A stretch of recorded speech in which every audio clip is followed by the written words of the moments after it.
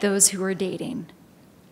Now, I have come to believe that many people have simply never been taught the difference between a healthy relationship and a toxic relationship.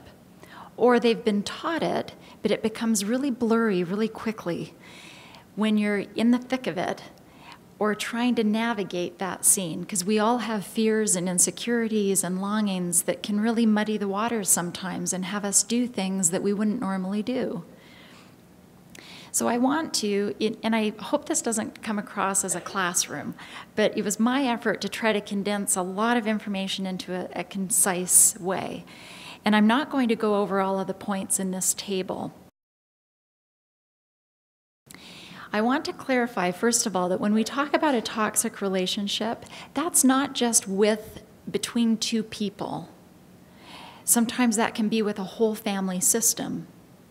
Sometimes that can be with a behavior, like pornography, or an addiction to a substance.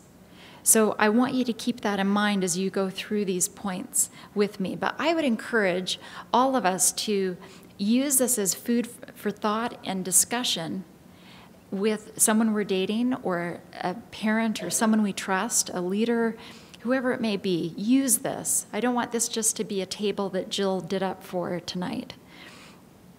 A couple that I want to highlight is the first.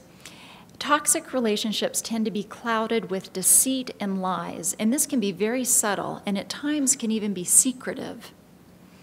Versus in a healthy relationship, they are always rooted and anchored in honesty and truth. In a toxic relationship, there tends to be a lopsided focus, and what I mean by that is one or two areas of a person or the dynamic between them takes over. It almost becomes mutated and all-consuming. And in the day and age we live in, very often that lopsided focus tends to lean towards physicality and sexual aspects of relating. Versus in a healthy relationship, of course sexuality and physical parts are a part of that. And depending on religious values and whatnot, those may be reserved for marriage. And that's okay. To reserve those doesn't mean there's something wrong or you're not having a well-rounded balance. I don't want people to be confused by that. But in a well-rounded focus, we understand that people are whole people, and there is room and encouragement for all parts of ourselves to be developed: intellectual, spiritual, emotional, etc. A toxic relationship also hinders and stagnates growth, whereas in a healthy one, growth is promoted and encouraged.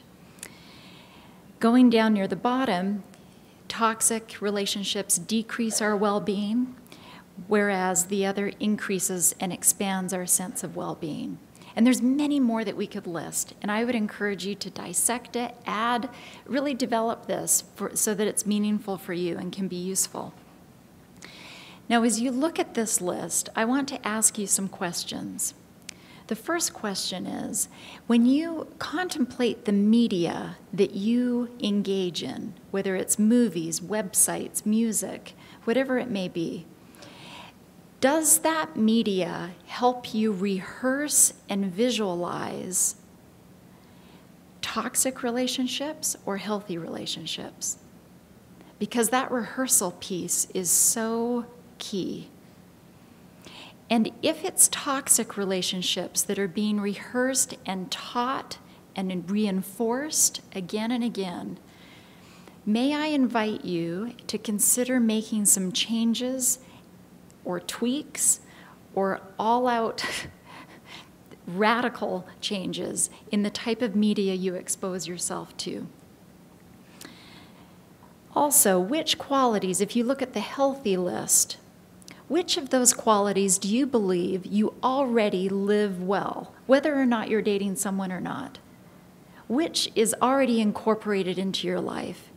And conversely, which ones do you believe you need help learning or shoring up or getting some help with?